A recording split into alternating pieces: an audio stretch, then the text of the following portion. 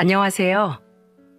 순대국밥집을 운영하면서 딸을 키우고 있는 여자입니다. 다들 남들에게 말 못할 가슴 속 사연 하나쯤은 있으신가요?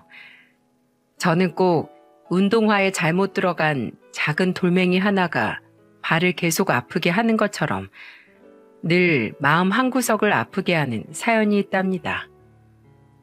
그 아픔에서 벗어나기 위해 수도 없이 발버둥 쳤지만 늘 제자리인 것만 같았죠. 그래서 영원히 이 고통에서 벗어나지 못하는 건 아닐까 덜컥 겁이 나기도 했어요. 하지만 인간에게 망각은 축복이라는 말이 있지 않습니까? 시간이 약이라는 말처럼 살다가 문득 떠오르기도 하지만 이제는 제법 많이 잊혀졌습니다. 이 여자한테 대체 무슨 사연이 있길래 시작부터 청승을 떨고 있나 싶으시죠? 사실 저는 남편과 사별하고 혼자서 딸아이를 키웠던 때가 있었어요. 그때는 어두운 긴 터널을 홀로 걷고 있는 것만 같아 막막하고 두려웠습니다. 그런데 살겠다고 발버둥 치는 저를 하늘에서 보셨는지 제 인생에 한 줄기 빛을 내려주셨죠. 요즘 경제도 어렵고 살기 팍팍하다는 말이 절로 나오지 않습니까? 그래서 힘든 시기에 제 사연이라도 보시고 힘을 내셨으면 하는 바람에 사연을 쓰게 됐습니다. 평생 박복한 팔자탄만 하면서 살 줄 알았던 제 인생에 찾아온 기적 같은 이야기 잘 들어주셨으면 좋겠네요. 제 인생은 늘 반쪽짜리 같은 인생이었죠. 왜 그랬냐면 제가 초등학교 5학년일 때 아버지가 세상을 먼저 떠나셨거든요. 그래서 엄마가 혼자서 저와 남동생을 키우셔야만 했습니다. 지금 생각해보면 저희 엄마는 참 강인하신 분이셨죠. 갑자기 남편을 잃었는데도 엄마는 장례가 끝난 후 얼마 지나지 않아 일자리를 찾아다니셨어요. 그 후로도 엄마가 혼자서 우신다거나 술로 슬픔을 달래는 모습조차도 본 적이 없었습니다. 그래서 저는 중학생이 될 무렵 엄마에게 이런 질문을 했던 적이 있었죠. 엄마는 아버지가 그립지도 않아? 난 학교 끝나고 집에 오다 아버지랑 같이 공놀이하는 꼬마들만 봐도 아버지가 보고 싶던데. 엄마한테는 이제 너랑 네 동생밖에 없어. 어차피 사람은 다 나이 들면 흙에 묻히는데 먼저 간 사람 뒷공무니만 보면 뭐해. 산 사람은 살아야지. 너무 단호한 목소리로 말하는 엄마를 보는데도 왠지 마음이 안 좋았어요. 그런데 그날 저녁 엄마는 갑자기 가게에 다녀오신다며 나가시는 겁니다. 한참이 지나도 안 오시길래 집 근처 길목에서 기다렸죠. 잠시 뒤 엄마는 검은 봉지를 한 손에 쥐고 코를 훌쩍이며 돌아오셨어요. 저는 너무 놀라서 엄마한테 달려가 물었죠. 엄마, 울었어? 울긴 누가 울어? 네 엄마 우는 거 봤어? 감기가 왔나 자꾸 코가 나오네. 그때 엄마는 감기 핑계를 대셨지만 촉촉한 눈가를 보니 누가 봐도 남몰래 울다 온 사람 같았어요. 엄마가 감기인 것 같다고 둘러대시길래 저도 모른 척 했답니다. 여자 혼자 아이들을 키우면서 생계를 이끌어간다는 게 얼마나 힘드셨겠습니까? 제가 남편과 사별하고 혼자 딸아이를 맡아보니까 엄마가 그때 얼마나 힘들고 막막했을지 더 이해가 가네요. 저와 딸만 남겨두고 먼저 떠난 야속한 남편이지만 살아생전에 얼마나 자상한 사람이었는지 모릅니다. 포크레인 기사였던 남편은 추울 때는 춥게, 더울 때는 덥게 일해야만 했어요. 하지만 힘든 내색도 안 하고 집에 오면 꼭 그렇게 어린 딸을 먼저 챙겼답니다. 그래서 딸도 밤늦게 오는 아빠를 졸린 눈을 비벼가며 기다렸죠. 그러다가 남편이 문을 열고 들어오는 소리가 들리면 가장 먼저 뛰어나가서 딸이 기쁜 목소리로 남편에게 안기며 말했어요. 아빠, 왜 이제 왔어요? 오늘 나 동화책 읽어준다고 했잖아요. 아이고, 우리 딸 아빠 기다렸구나. 갑자기 아빠 일이 좀 생겨서 늦었어. 얼른 씻고 나와서 아빠가 얼른 동화책 읽어줄게. 우와, 우리 아빠 최고. 딸은 유독 남편이 읽어주는 동화책을 참 좋아했습니다. 남편 퇴근이 늦어져서 딸한테 제가 대신 동화책을 읽어주겠다고 해도 딸은 토라진 목소리로 이렇게 말했죠. 싫어. 아빠가 더 재미있게 잘 읽어준단 말이야. 엄마는 그냥 읽기만 하잖아. 아빠는 동물 소리도 내주고 자동차 소리도 낼 수 있어. 아무리 피곤해도 하루에 1시간은 꼭 딸과 있어주려고 노력하는 남편 덕분에 딸은 거의 아빠 껌딱지였죠. 게다가 친정집이 오래된 단독주택이라 장마철만 되면 늘 불안했는데 남편은 장마 예보를 듣고 제일 먼저 저희 엄마를 보러 갔었어요. 남편이 저도 모르게 제 친정에 다녀와서 저는 엄마한테 전화를 받고서야 듣게 된 적도 있었습니다. 엄마는 전화로 남편이 다녀간 이야기를 하면서 이렇게 말했었죠. 일도 힘들 텐데 여기까지 와서 비 새는 곳은 없는지 무너질 만한 건 없는지 다 보고 갔어. 그리고 혹시 정전될 수도 있으니까 손전등도 두고 갔더라니까. 내가 말년에 사위복이 터졌나 이게 웬 호강이니? 안 그래도 오래된 집에 엄마 혼자 살아서 걱정이었는데 제가 말 안 해도 늘 이렇게 먼저 엄마를 찾아가 주니까 너무 고마웠답니다. 그래서 정말 엄마는 먼저 떠난 아버지가 우리 고생했다고 내려준 귀인 아니냐고 할 정도였죠. 생각해보면 다정한 남편의 성격은 시부모님들을 많이 닮아 있었던 것 같아요. 그때 딸을 데리고 남편과 시댁에 가면 항상 따뜻한 미소로 시부모님들이 맞아주셨습니다. 특히 아버님은 어린 딸을 보면서 이렇게 말했었죠. 우리 똥강아지 그새 많이도 컸네. 우리 강아지가 이렇게 크려고 엄마를 얼마나 힘들게 했을까. 아버님은 저만 보면 아이 키우는 게 힘들지 않냐면서 늘 물어보셨어요. 아마도 제가 마른 편이라 더 힘이 들까봐 걱정하셨던 것 같았죠. 그래서 시댁만 가면 늘 고기 반찬이 빠지질 않았습니다. 그리고서 가족들 다 식탁에 둘러앉으면 어머님은 제 앞에 고기가 담긴 접시를 당겨주며 이런 말을 하셨어요. 애는 크는데 며느리는 점점 쪼그라드네. 어찌 된 게 볼 때마다 살이 빠지는 것 같아. 이것 좀 먹어라. 어머님, 정말 잘 먹겠습니다. 너무 맛있어요. 항상 제 걱정을 먼저 해주시는 시부모님들 덕분에 저는 시댁에 가는 발걸음이 늘 가볍기만 했어요. 남편과 저는 서로 큰 소리 한 번 오고 간 적 없이 정말 행복하게 지냈죠. 하지만 제가 주책 없이 너무 행복하게 지내는 것 같았는지 제 인생에 믿기 힘든 사건이 닥쳐왔습니다. 어느 날 갑자기 남편이 불의의 사고로 저와 딸만 남겨둔 채 세상을 떠나고 말았어요. 처음엔 남편이 사망했다는 소식을 듣고 병원으로 달려가면서도 내내 제발 내 남편이 아니기를 바랬죠. 하지만 병원에서 마주한 남편은 사고로 엉망이 된 채 누워있는 모습이었습니다.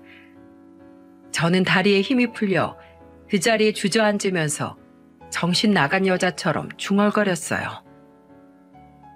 저 사람 내 남편 아니에요. 아닐 거예요. 아침까지만 해도 멀쩡하게 출근했는데 이렇게 누워있을 리가 없잖아요. 그리고 내 남편은 내가 오면 저렇게 누워만 있는 사람도 아니에요. 그러니까 내 남편 찾아줘요. 어디 살아있을 거예요. 반쯤 정신을 놓은 저는 계속해서 남편이 맞냐고 묻는 경찰에게 남편 좀 찾아달라고 애원했습니다.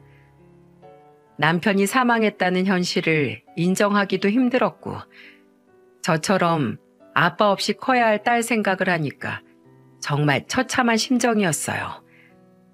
그때 시부모님도 병원으로 달려오셔서 차갑게 누워있는 남편을 보고는 바닥을 치며 오열하셨죠. 그런 시부모님 챙겨드릴 새도 없이 저는 울다가 실신하기도 할 정도였습니다. 그러다 정신을 차려보니 남편의 빈소가 차려져 있었어요. 저는 엄마한테 의지해서 겨우 장례식장으로 갔는데 남편의 영정사진을 보자 다시 오열할 수밖에 없었죠. 그런 저를 품에 안아주면 엄마는 저와 같이 우셨습니다. 그리고 한없이 울기 시작한 저를 끌어안고 엄마는 오열하며 말씀하셨어요. 아이고, 이 불쌍한 걸 어쩌면 좋아. 닮을 게 없어서 이 애미 팔자를 그대로 닮으면 어떡해. 엄마, 나 이제 어떡해? 너무 무서워서 어떻게 살아야 할지 모르겠어. 저는 엄마 품에 안겨서 한참을 울었습니다. 그 당시 엄마도 저만큼이나 하루아침에 갑자기 떠난 사위의 빈자리를 크게 느끼셨어요. 늘 퇴근하면서 혼자 사는 장모님 식사는 하셨는지 안부를 묻던 사위였는데 엄마도 충격이 그만큼 클 수밖에 없었죠. 그만큼 남편은 친정 시댁할 것 없이 참 다정하고 좋은 사람이었습니다. 그래서 갑자기 떠난 남편의 빈자리가 너무도 저를 힘들게 했어요. 제가 너무 힘들어하니까 장례가 끝난 후에도 시부모님들은 저를 많이 걱정하셨죠. 그러다가 아버님은 큰 결단을 내리신 듯 저를 찾아와서 이런 말씀을 하셨습니다. 앞으로 가끔 손녀딸 안부만 전해줘. 지금 네 시어머니도 많이 힘들어한다. 우리가 더 보고 지내면 힘들지 않을까 싶다. 서로 마음 추스르고 나서 나중에 연락하자꾸나. 잘 지내야 된다. 너무 힘들어하지 말고. 아버님도 건강하세요. 그동안 정말 감사했습니다. 나중에 꼭 연락드릴게요. 그때 아버님은 서로 계속 볼수록 떠난 남편 생각만 떠오르게 될 거라면서 나중에 괜찮아지면 한번 보자고 말씀하셨죠. 그렇게 저는 아버님께 슬픈 마지막 인사를 건네고 딸과 둘이 친정 엄마 집으로 가서 살게 됐습니다. 저는 한동안 밤인지 낮인지도 모를 정도로 방에서 술만 마시면서 지냈어요. 어린 딸을 유치원에 보내놓고 나면 저는 방으로 돌아와서 어김없이 술병을 잡았습니다. 그 모습을 본 엄마가 제 손에 있던 술병을 뺏어들면서 말했죠. 너 미쳤어? 맨날 이렇게 술이나 퍼마시다. 너도 네 남편 따라가려고 그러는 거야? 빨리 정신 좀 차려. 제발 나 좀 그냥 둬. 이거라도 안 마시면 내가 정말 미칠 것 같아서 그래. 속이 하루에도 12번씩 뒤집어지는 것 같다고. 너 엄마잖아. 어떤 엄마가 자식을 곁에 두고 정신 놓고 살아. 그만 마셔. 이리 내놔. 엄마는 제 방에 있던 술병을 모조리 밖으로 가져가 집 앞마당에 던져버렸어요. 정신 차릴 생각은 없고 울며 술만 마시는 딸을 보면서 얼마나 답답하셨겠습니까? 결국 술병을 들고 엄마와 실랑이를 하던 저는 남은 술을 모두 뺏기고 나서야 겨우 정신을 차렸습니다. 그리고 집에 돌아올 시간이 된 딸아이를 데리러 갔는데 저는 그때 큰 충격을 받았죠.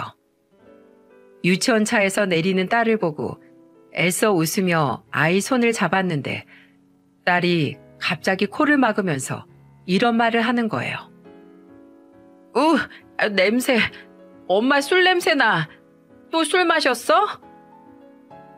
저는 그때 딸이 저한테 술 냄새가 난다면서 코를 막는 걸 보고 깜짝 놀랐습니다.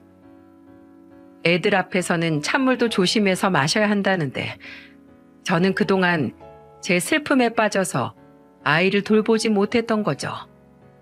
그때야 제가 어릴 적에 아버지를 잃고도 저와 남동생 앞에서는 절대 울지 않던 친정엄마의 모습이 떠올랐습니다. 그리고 정말 이렇게 살면 안 되겠구나 깨달았어요. 그래서 저는 다음 날부터 정말 술은 입에도 대지 않으려고 노력했죠. 그리고 딸을 키우면서 할 수 있는 일을 찾다가 순대국밥집을 차리게 됐어요. 솔직히 대박이라고 할 만큼 벌지는 못했지만 그래도 딸과 저 그리고 친정엄마까지 입에 풀칠할 수 있을 만큼은 벌게 됐죠. 무엇보다 장사를 시작하니까 몸이 바빠져서 남편을 떠나보낸 슬픔도 잠시 잊을 수 있었습니다. 그렇게 겨우겨우 장사를 이어가던 중 한 손님이 눈에 들어오기 시작했죠. 제 가게는 맨날 오는 사람만 오는 곳이라 손님들이 대충 누군지 어느 정도는 알고 있었어요. 그런데 어느 날 생전 처음 본 사람이 가게로 들어오는 겁니다. 얼굴은 멀끔한데 다리 한쪽이 불편한지 쩔뚝거리면서 들어오더니 순대국밥 한 그릇에 소주 한 병을 시켰죠. 처음에는 그냥 근처에 일이 있어서 어쩌다 들린 사람이구나 싶어서 금방 밥만 먹고 가겠지 생각했어요. 하지만 순대국밥을 한 그릇 시켜놓고 소주를 3병째 마시면서 핸드폰만 몇 시간째 보고 있는 게 아니겠어요? 오랜만에 가게에 진상 왔구나 생각하는데 갑자기 그 남자는 핸드폰을 보다 울기 시작했습니다. 태어나서 남자가 식당에서 우는 건 처음 봤죠. 대체 무슨 일이 있길래 저렇게 서럽게 울고 있을까 싶을 만큼 우는 거예요. 그러면서 계속 핸드폰 화면을 엄지로 쓸면서 이렇게 중얼거렸죠. 내가 미안해. 다 나 때문이야. 정말 미안해. 그렇게 혼자서 한 손에는 핸드폰, 다른 손에는 술잔을 들고 마시면서 울먹이다 계산을 하고 나갔어요.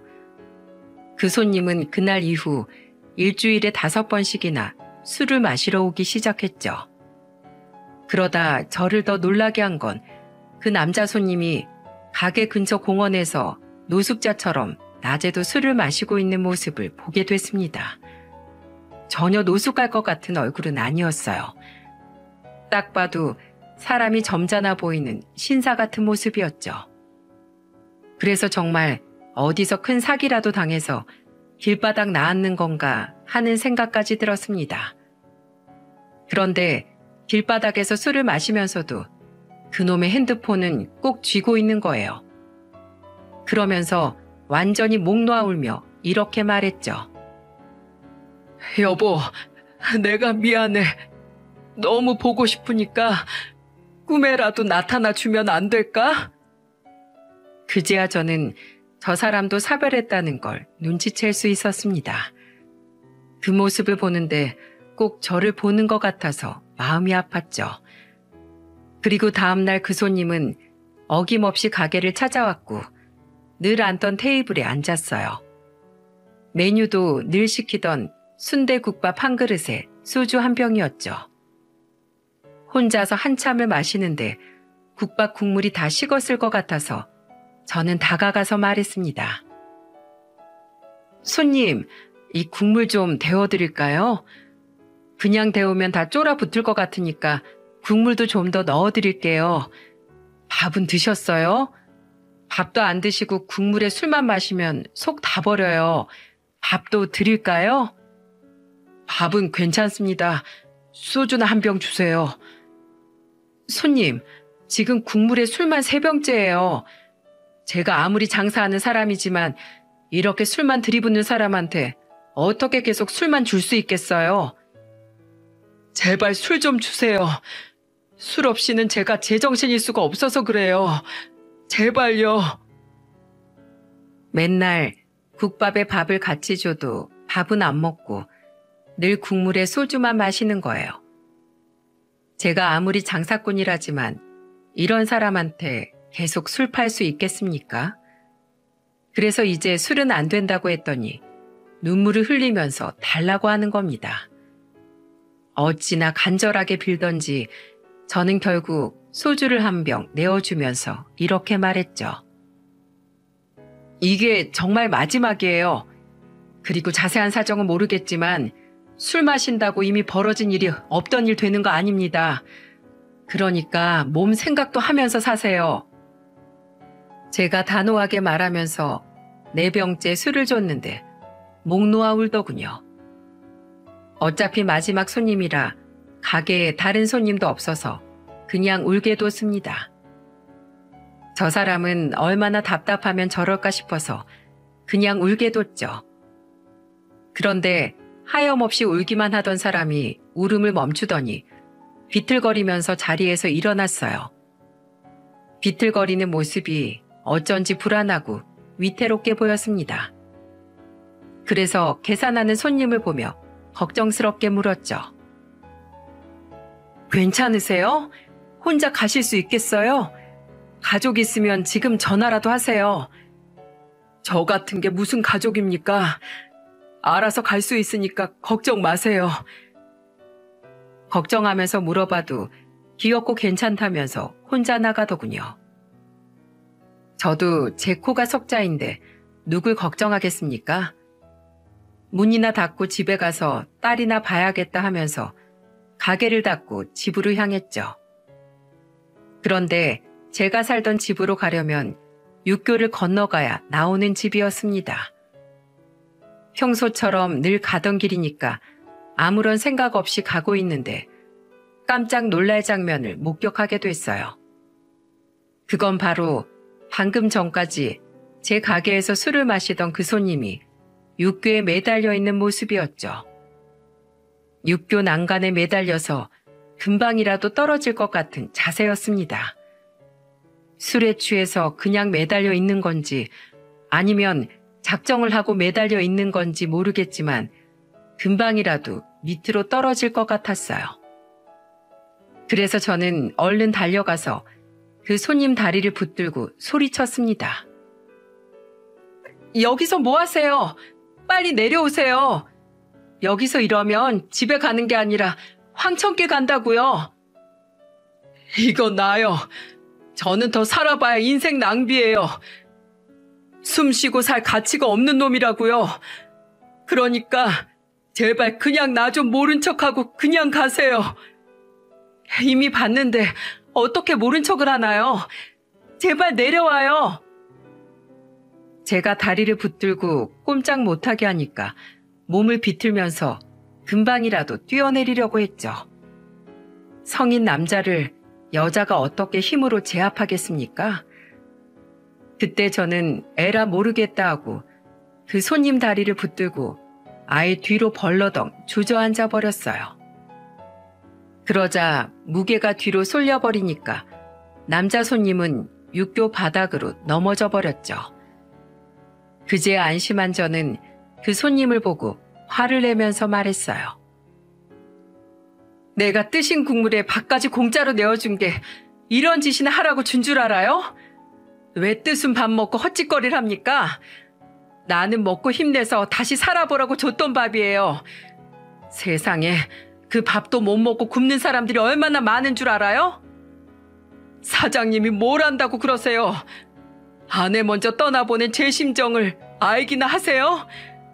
하루아침에 저는 아내를 사고로 잃었다고요. 아내 하나 못 지키는 제가 살아서 뭐합니까? 그 손님은 제가 화를 내며 말하자 자신의 처지를 비관하기 시작했어요. 그래서 저는 너무 답답하고 화가 나서 손님을 보면서 소리쳤어요. 세상에 그런 사람이 본인 한 명만 있을 것 같죠? 나도 남편 먼저 떠나보내고 방황했는데 그쪽처럼 가족들 두고 세상을 등질 생각은 안 했어요. 내가 그렇게 가버리면 남겨질 부모님 생각 한 번이라도 해봐야죠. 자식 먼저 앞세우고 나면 남겨질 부모님은 얼마나 힘들겠어요. 제 말에 그 손님은 다시 한번 목 놓아 울기 시작했습니다. 이러다가 밤새도록 울기만 할 것 같아서 저는 집 주소를 물어봤죠. 그런데 그 손님은 이미 만취한 채 울고 있어서 그런지 제가 묻는 답에 제대로 답변도 못하는 거예요. 이런 사람을 질질 끌고 갈 수도 없어서 저는 결국 경찰에 신고해야만 했습니다. 혼자 펑펑 울게 육교에 두고 가자니 그것도 발길이 안 떨어져서 경찰을 부르게 됐던 거죠. 잠시 뒤 경찰이 그 남자 손님을 경찰차에 태우고 가는 모습까지 보고 나서야 저도 집에 갈 수 있었어요. 놀란 가슴 겨우 진정하고 잠에 들 수 있었습니다. 그런데 간밤에 소동을 벌인 남자 손님이 한동안 가게에 나타나질 않았죠. 눈앞에서 극단적인 선택을 하려던 사람을 목격해서 그런지 괜히 걱정되기 시작했어요. 그런데 한 열흘 정도 지나자 그 남자 손님이 뚜벅뚜벅 가게로 멀쩡하게 걸어오는 게 아니겠습니까? 그때 너무 놀라서 정확하게 7시 38분에 가게 들어온 시간까지 기억하고 있답니다. 저는 귀신이라도 본 것처럼 깜짝 놀라서 남자 손님을 보자마자 저도 모르게 이렇게 소리쳤어요. 손님, 괜찮으세요? 어떻게 된 거예요? 사장님, 잘 계셨어요? 그동안 왜 안 오셨어요? 무슨 일 있으셨어요? 우선 저 먼 길 다녀와서 배고픈데 순대국밥 한 그릇에 소주 한 병만 주세요. 오늘은 진짜 딱 한 병만 마실게요. 손님한테는 특별히 한 병 이상 더 팔 생각도 없었어요. 얼른 그쪽으로 앉으세요. 저는 한결 편안해진 남자 손님과 반갑게 인사를 나눴어요. 아내 잃고 극단적인 생각까지 했던 모습을 보니까 과거에 남편 먼저 보내놓고 술에 빠져 살던 제 모습이 떠올랐죠. 그때가 남편을 먼저 떠나보내고 어느덧 8년이라는 시간이 지났을 때였습니다. 이제는 가끔씩 남편 생각이 떠올라도 그땐 그랬었지 하면서 넘길 수 있을 만큼 괜찮아졌을 때였어요.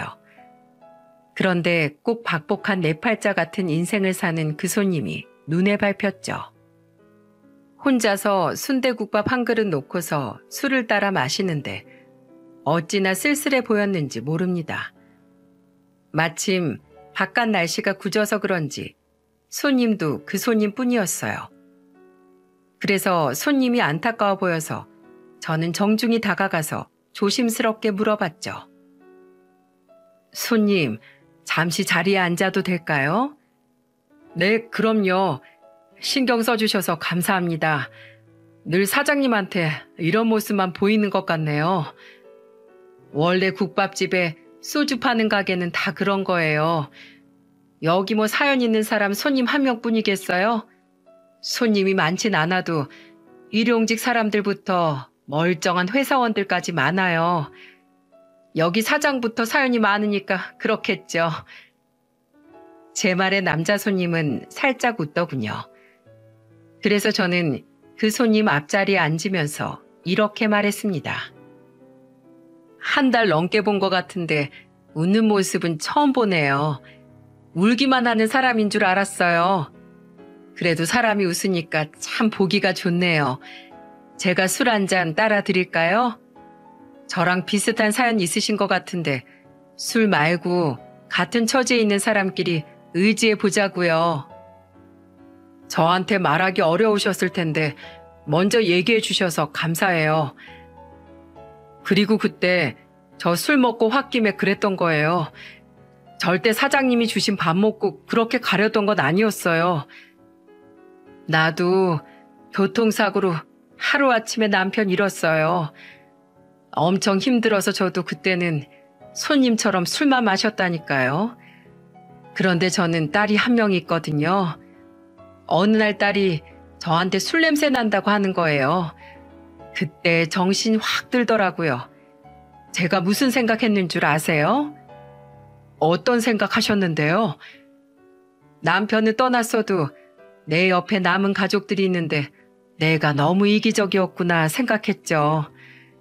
저희 엄마도 저 초등학교 5학년일 때 아버지가 먼저 떠나셨거든요. 그런데 엄마는 한 번도 제 앞에서 우는 모습이나 힘들어하는 모습 보여준 적이 없으셨어요. 그런 엄마를 보고 컸는데 제가 너무 어린 딸 앞에서 술 취한 모습만 보여주고 있더라고요. 그래서 저는 그때부터 술은 아예 입에도 안 댔어요. 시간이 약이라고 그래도 지나고 나니까 이젠 괜찮아요. 이렇게 저랑 비슷한 손님 앞에 놓고 허심탄회하게 위로도 하고 있잖아요. 그러니까 힘내요. 다 잊혀져요. 제 말을 경청하면서 가만히 듣던 그 손님은 조용히 눈물을 흘리더군요. 술에 취하지도 않았는데 저렇게 눈물을 떨구는 걸 보니까 이제야 정신 차렸구나 싶었습니다. 그래서 저는 그 손님에게 냅킨을 몇 장 건넸죠. 그리고 눈물을 닦고 있는 손님을 보면서 이렇게 물었습니다. 가족 관계가 어떻게 되는지 몰라도 가족 보고 힘 좀 내요. 가족이요? 저도 가족 남기고 싶었어요. 엄청 서럽게 울던 손님은 저에게 충격적인 말을 털어놨어요. 정말 그 순간 저도 눈물을 글썽일 정도였죠. 다 듣고 나니까 왜 이렇게 서럽게 울고 망가졌는지 이해할 수 있었어요. 그 손님은 사별한 아내와 결혼 7년 차에 어렵게 아이가 생겼던 때였어요. 손님은 아이가 생겼다는 말에 세상을 다 가진 것처럼 기뻤다고 했죠. 저도 그런 순간이 있었으니까 오랜 시간 기다리던 아이가 생겨서 얼마나 기뻤을지 상상이 갔습니다. 그런데 잠시 말을 멈춘 남자 손님은 앞에 있던 술을 한 잔 마셨어요. 그리고는 슬픈 목소리로 그동안 있던 일을 털어놓기 시작했죠. 제 아내, 저보다 6살 어렸어요. 그렇게 기다리던 아이가 생겨서 얼마나 기뻐했는지 몰라요. 참 좋은 사람이라서 하고 싶다는 건 정말 다 해주고 싶던 사람이었어요. 그때도 명절에 처가에서 쉬고 싶다고 하길래 부모님도 그렇게 하라고 하셔서 같이 지방에 있는 처가댁에 갔었죠. 그렇게 잘 쉬고 왔으면 좋았을 텐데 다시 올라오는 길에 사고가 난 거예요. 네? 사고요? 저는 너무 놀라서 뭐라고 답을 해야 할지 말문이 턱하고 막혔습니다. 그러자 그 손님은 그때의 생각에 고통스러운지 오열하며 두 손을 떨며 말했죠. 나도 그때 아내랑 같이 세상을 떠났어야 했어요. 저는 아내가 뱃속 아이랑 같이 세상을 떠나는 동안 아무것도 할 수 없었던 게 너무 바보 같아요. 저도 1년 동안 병원에서 치료받아야 될 만큼 크게 다쳤는데 진짜 이렇게 살아서 뭐 하나 생각했어요. 어영부영 시간이 1년이 지났는데 저는 무서워서 못 살겠다는 생각밖에 안 드네요. 제 앞에서 오열하면서 떨리는 목소리로 말하는 손님을 보는데 가슴이 아파서 저도 하염없이 눈물만 흘렸죠. 그 순간 제가 무슨 말을 덧붙인다고 해서 소용이 있었겠습니까? 그냥 같이 울어주는 거 말고는 할 수 있는 게 없었습니다. 한참을 울기만 하던 남자 손님이 조금 진정이 된 것 같아서 저는 술을 한 잔 따라주며 말했어요. 그럼 혹시 그 다리도 사고 후유증 때문에 살짝 쩔뚝거리는 거예요? 재활치료 받아야 되는데 제가 무슨 자격으로 재활치료를 받아요? 지금도 꿈에 아내가 나오고 가끔은 환청까지 들려요. 꿈에 아내가 나온 날은 꼭 핸드폰에 있던 사진을 보게 돼요. 그동안 손님이 보고 있던 건 생전 아내와 아이의 초음파 사진이었습니다. 공교롭게도 사별한 아내가 저와 동갑이더군요. 그래서 괜히 더 마음이 안 좋았죠. 그래서 저는 그 손님을 보며 말했습니다. 앞으로 술 생각나면 여기 오세요. 혼자 마시는 것보단 둘이 마시는 게 낫죠. 그러다 보면 다 지나가요. 제가 산 증인이니까 저 믿고 여기서 한 잔 술에 다 털어내세요. 그렇게 저는 그 손님과 말동무가 되어주다가 서로의 아픔에 공감하게 됐어요. 저도 오히려 그 손님을 보면서 과거 기억에서 많이 벗어날 수 있었죠. 그런데 어느 날 평소처럼 국밥에 소주를 마시다가 뜬금없이 이런 말을 하는 겁니다. 저 내일부터는 자주 못 올 것 같아서요. 사장님이랑 대화하다 보니까 이렇게 살면 안 될 것 같다는 생각이 들어서요. 저도 이제 원래 하던 일 하러 가야죠. 무슨 일 하셨는데요? 그냥 저도 몸 안 좋은 분들 도와드리고 치료하는 일 하고 있어요. 그동안 정말 감사했습니다. 다 사장님 덕분이에요. 그래요. 마음 고쳐먹었다니까 잘 됐어요. 언제까지 국밥에 소주 마실 수 없잖아요. 그러니까 이제 본인 인생 살아요. 아주 최선을 다해서 열심히 해보세요. 저는 남자 손님을 응원하면서 마지막 인사를 했어요. 그러자 손님도 제 덕분이라면서 인사를 하고는 계산을 하고 갔습니다. 그날 이후 남자 손님은 정말로 가게에 오지 않았죠. 참새가 방앗간 들리듯이 오던 사람이 안 오니까 허전하긴 하더군요. 저와 비슷한 처지에 있는 사람을 처음 봐서 저도 위로를 많이 받긴 했는지 아쉽기까지 했습니다. 그래도 이제는 다 제자리를 찾아간 것 같아서 저도 제 할 일 하면서 지냈죠.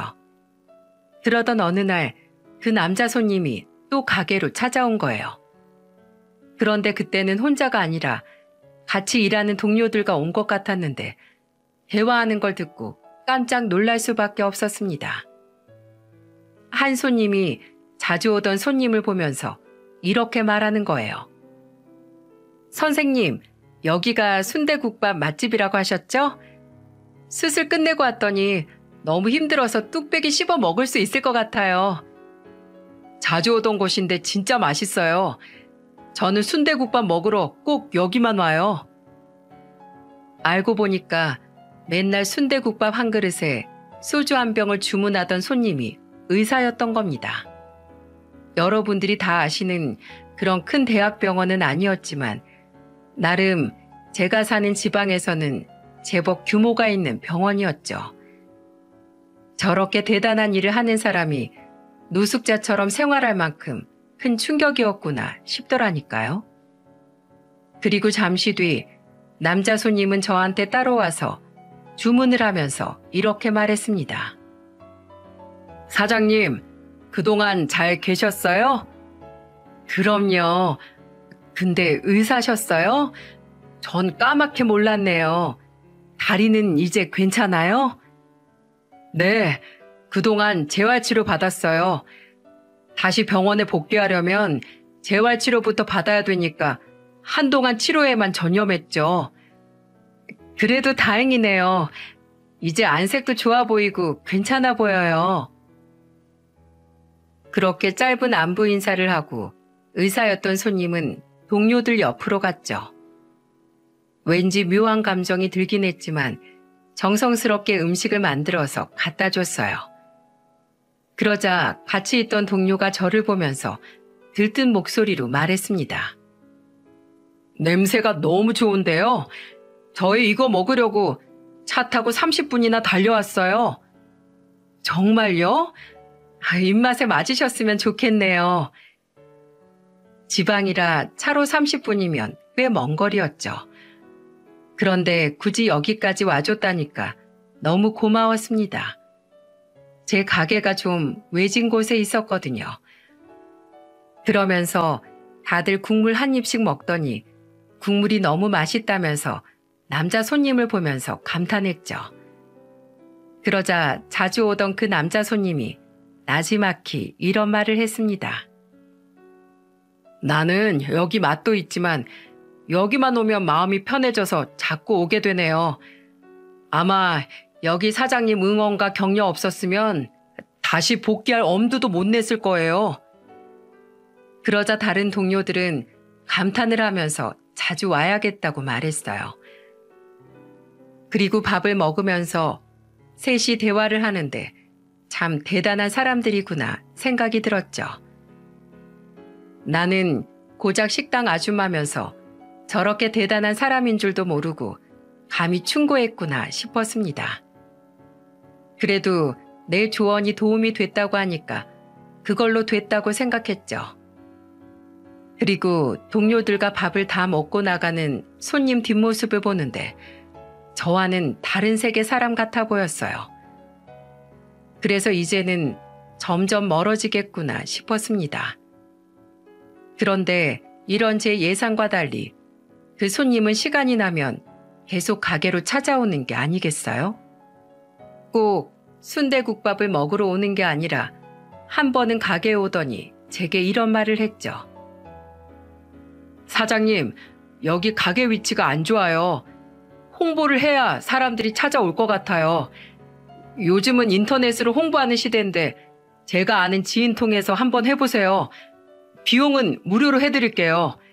대신 순대국밥 무한 공짜로 주는 게 조건이에요. 믿져야 본전이다 싶어서 알겠다고 했지만 홍보한다고 이 외진 곳까지 사람들이 올까 반신반의했죠. 그날 이후 남자 손님은 하루가 멀다 하고 손님들을 몰고 가게로 왔습니다. 그리고 정말 홍보 효과가 있는 건지 제법 매출도 늘었어요. 원래는 하루 매출이 10만 원도 안 됐던 가게였는데 홍보를 시작한 후로 40만 원 정도로 매출이 늘었죠. 그렇게 자주 보다 보니까 더 가까워졌어요. 이제는 서로 통성명도 하고 편하게 이름을 부르는 가까운 사이가 됐습니다. 워낙 편하게 대해주니까 평소에는 이 사람이 직업이 의사인 것도 다 까먹을 정도였죠. 그러다가 한 번은 사람이 확 달라 보였던 계기가 있었어요. 우연히 가게에 놀러온 남동생과 인사를 하는데 그 손님이 남동생을 뚫어져라 보는 겁니다. 그러더니 제가 남동생과 대화를 끝내고 다가가자 저한테 심각한 목소리로 이렇게 말을 했어요.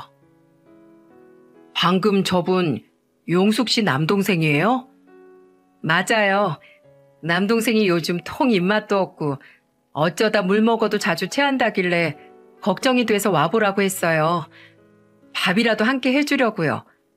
그런데 왜 물어요? 혹시 열이 난다거나 자주 피곤하다고 하진 않아요? 맞아요. 어떻게 아셨어요? 제가 그냥 육안으로만 봤을 때는 남동생분 황달도 있고 안색도 안 좋아서 건강검진 한번 받아보는 게 좋겠어요. 제 동생 매일 헬스하러 다니는데요. 저보다 더 운동 열심히 해요.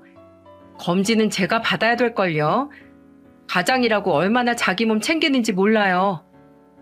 한 집안의 가장이니까 꼭 건강검진 받아보라고 해요. 예방해서 나쁠 거 없잖아요. 건강검진 받는다고 몸 상하는 것도 아닌데 남동생한테 말해서 한번 받아보라고 했죠. 그런데 몇 주 뒤 건강검진 결과를 받고 온 가족이 깜짝 놀랐습니다. 멀쩡해 보였던 남동생이 간암 초기였던 거예요. 진짜로 의사 손님 아니었으면 남동생마저 잃을 뻔했던 거죠.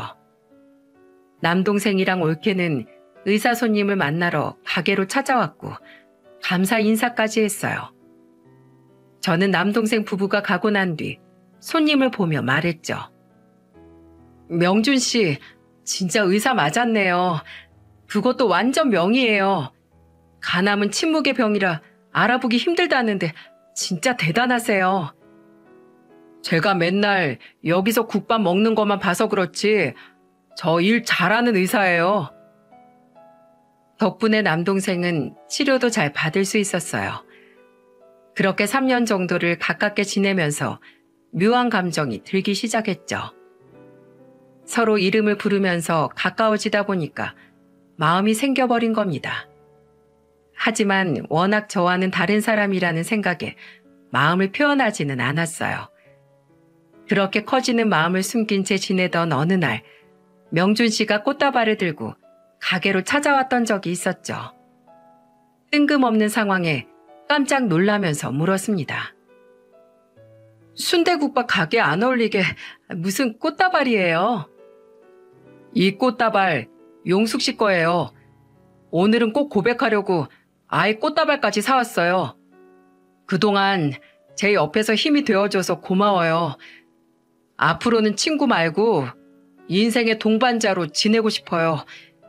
이 꽃은 용숙 씨한테 전하는 제 마음이에요. 예상 못한 고백에 깜짝 놀랐어요. 저도 마음이 없던 건 아니지만 선뜻 고백을 받기에는 망설여졌습니다. 워낙 직업적인 차이도 났고 또 아이도 있으니까 선뜻 받아들일 순 없었죠. 그래서 저는 명준 씨에게 조심스럽게 물었어요. 우리가 비슷한 아픔이 있는 건 맞지만 나는 책임질 아이가 있어요. 그리고 우리는 직업적인 차이도 너무 많이 나잖아요. 아이가 걱정인 건 이해가 가는데요. 직업적인 차이는 전혀 걱정할 게 아니에요. 우리는 이미 모든 조건을 떠나서 인간 대 인간으로 서로를 위로하고 같이 어려운 상황을 이겨냈잖아요. 사실 전 용숙 씨 딸도 다 책임질 자신 있어요. 그런 각오도 없이 섣불리 고백하는 한심하고 무책임한 놈 아니에요. 그러니까 우리가 인간 대 인간으로 얼마나 잘 지냈었는지 그것만 생각해줘요. 그때 인간 대 인간으로 생각해달라는 말에 크게 감동했습니다. 선입견을 갖고 상대방한테 선을 그으려던 건 저였다는 걸 알게 됐죠. 그렇게 우리는 3년간 지인으로 지내다 연애를 시작하게 됐어요. 명준 씨는 정말 제 딸과 엄마에게도 자상하게 잘하는 사람이었습니다. 딸에게는 듬직한 아빠처럼 애정을 쏟아부었어요. 항상 아빠 사랑을 그리워하던 딸은 명준 씨와 급속도로 가까워졌죠. 게다가 저희 엄마를 직접 모시고 병원으로 가서 건강검진까지 챙겼고요. 얼마나 극진히 챙겼으면 엄마는 병원에서 이런 소리까지 들었다고 저한테 전했어요. 내 옆에서 같이 검진 기다리던 할머니가 나한테 사위 잘 둬서 좋겠다고 하더라니까. 오늘 내가 아주 얼마나 고마웠는지 몰라. 엄마는 건강검진을 받으면서 있었던 일을 저에게 웃으면서 얘기해줬죠. 연애를 2년 정도 하다 보니까 이미 저희 가족과 떼래야 뗄 수 없는 사이가 된 겁니다. 그래서 어떻게 됐는 줄 예상이 가십니까? 저희는 연애 2년 만에 얼마 전 결혼식을 올리게 됐어요. 박복한 제 팔자에 한 줄기 빛이 내린 것처럼 행복했습니다. 그래서 제가 남편과 어려움을 극복하고 찾은 새 인생인 만큼 주변에 베풀면서 살기로 했어요. 얼마 전에는 주말에 남편과 같이 하루 종일 순대국밥 무료 이벤트를 하기도 했죠. 동네 결식아동과 독거노인 그리고 노숙자들까지 한 끼를 해결하기 어려운 사람들에게 나눔의 손길을 내밀었답니다. 대단한 식사도 아닌데 모두 맛있게 드셔주시고 잘 먹었다는 인사를 하고 나가시는데 얼마나 뿌듯했는지 몰라요. 장사 시작하고 최고 매출 찍었던 날보다 처음 무료로 국밥을 나눔했던 날이 제일 기뻤죠. 그래서 저는 남편과 한 달에 한 번씩 이런 무료 나눔 행사를 꼭 하기로 했습니다. 평소 돈이 없어서 수술 받지 못하는 어린이들을 후원하던 남편도 제가 하는 일에 적극 찬성했어요. 먼 길을 돌아서 어렵게 만난 인연인 만큼 저희는 남은 인생을 따뜻하게 살아보려 하고 있죠. 친정엄마는 제가 자리를 잡고 주변에 베풀며 사는 모습을 보면서 이런 말을 하기도 했습니다. 우리 딸이 내 팔자 닮아서 한평생 외로우면 어쩌나 했는데 이렇게 잘 살아줘서 고맙다. 엄마의 진심 어린 말에 말없이 눈물을 닦았어요. 그리고 전 시부모님들이 제게 전화가 아닌 문자로 축복을 해주셨죠. 제가 순대국밥 가게를 차리고 딱 한 번 와보시고 그 후로는 따로 뵌 적이 없었는데 어떻게 소식을 알고 이런 문자를 보내주셨어요. 이제는 웃을 일만 있기를 멀리서 빌어줄게.